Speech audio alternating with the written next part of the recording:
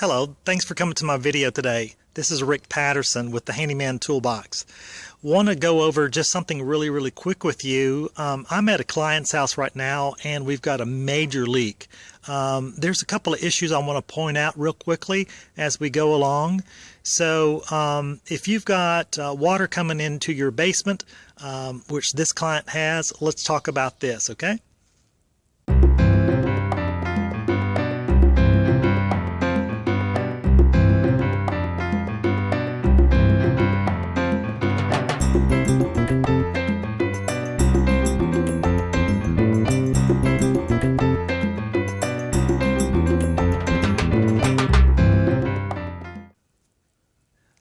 My client has some basement water leak issues and just wanted to point these couple of things out. First off, all of the gutters are full, and let me show you a picture of what I see. And if this is something that you have, then let's take care of those things first.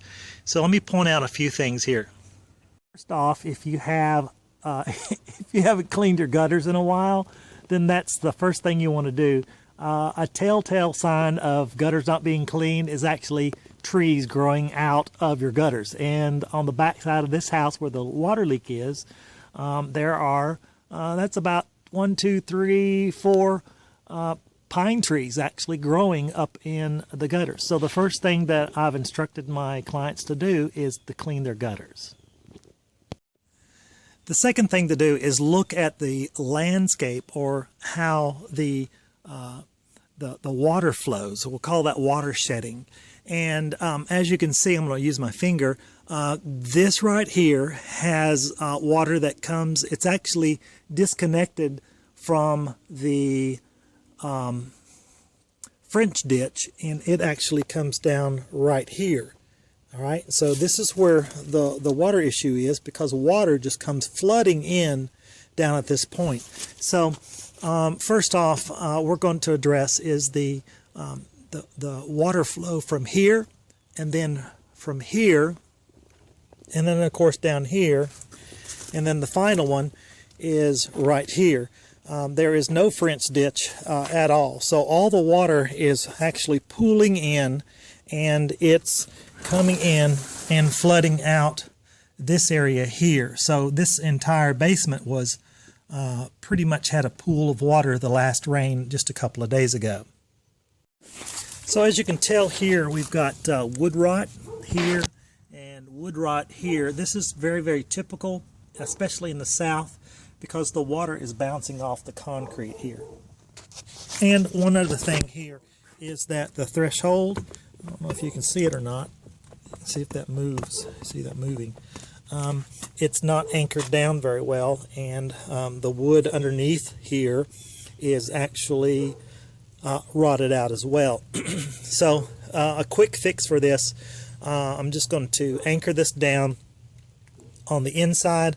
I'm also going to put a bead of stop leak, and we'll talk about that product in a second, and caulk it, and then put a clear rubber seal over the top of this, both on the outside and the inside. Now what I'm going to use is a new product to me. I do not get reimbursed for any of this, but I just want to point this out. It's called Leakstopper. I found this at one of the major stores here, hardware stores. It's a clear patch, impermeable, transparent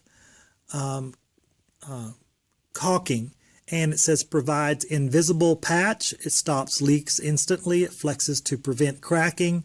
It goes on white and dries clear. It outlasts other repairs and stays clear longer, and it won't yellow. So we're going to try this on the inside and the outside once I've anchored my threshold down. And then we're going to do some clear patching as well with some spray, and I'll talk about that product as we go along. So the first thing you want to do before you start doing any caulking or anything like that is to sweep all of this dirt and any debris down, because your caulking and sealant will not stick to the surface that you want because it's dirty. It only sticks to the dirt.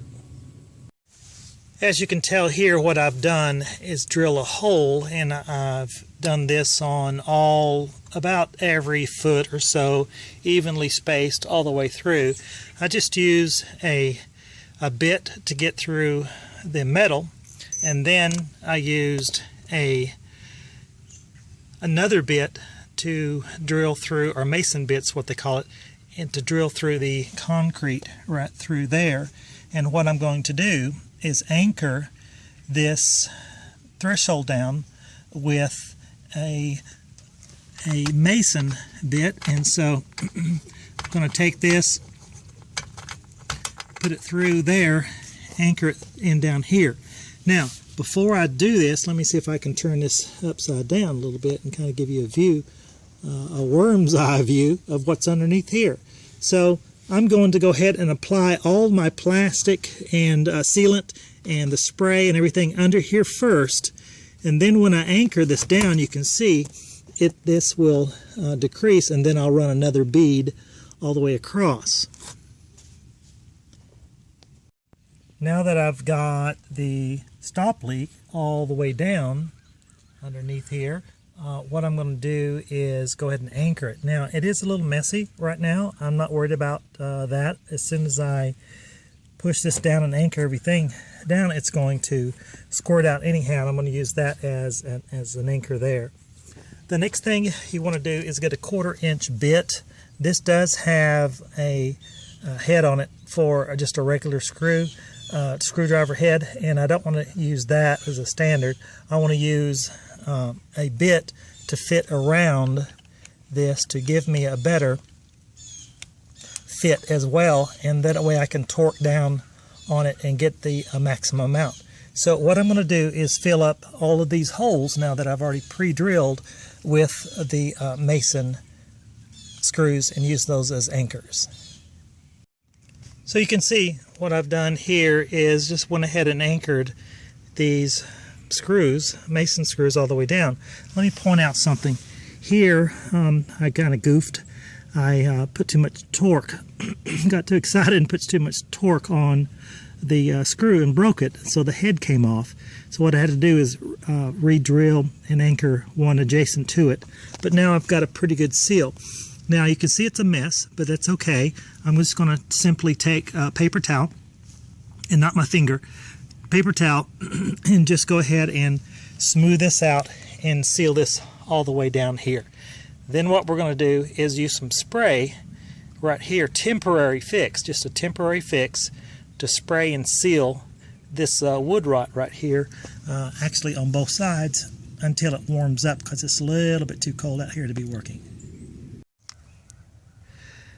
Again, I am not getting any payments or gratuities or anything from these products that I talk about, but I just want to mention this one. This is called Leakstopper. It's a rubber flex, and it's a leak repair, and it stops anything like right now. So it actually sprays out. It's a liquid rubber, and I'm using it here to give me a final seal on this application. So what you want to do here is go ahead and shake this up for about a minute. It's got a little ball activator inside. Shake it up for about 30 seconds or so, and then you just spray it on. So I'm going to show you how to do that.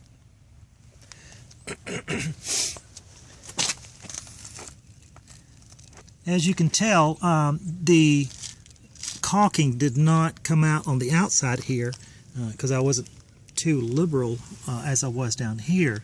So what I'm going to do is go ahead and seal this up. As you can see, I do have some wood rot. We're going to work on this later on. And so I'm going to go ahead and spray this in there and kind of do it in seal, just little squirts and so, like so. And you don't want to use a whole lot because it does run. So again, I'm just going to use it here just to give me a base. You got to shake it up as you go.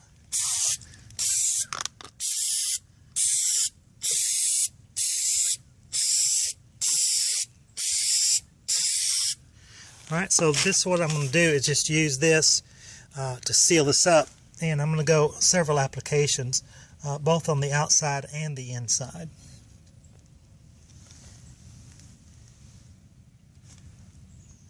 This is Rick Patterson with the Handyman Toolbox.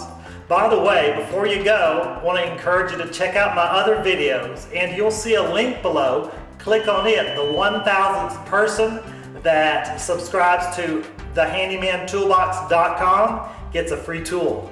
Go ahead and register now. See you there.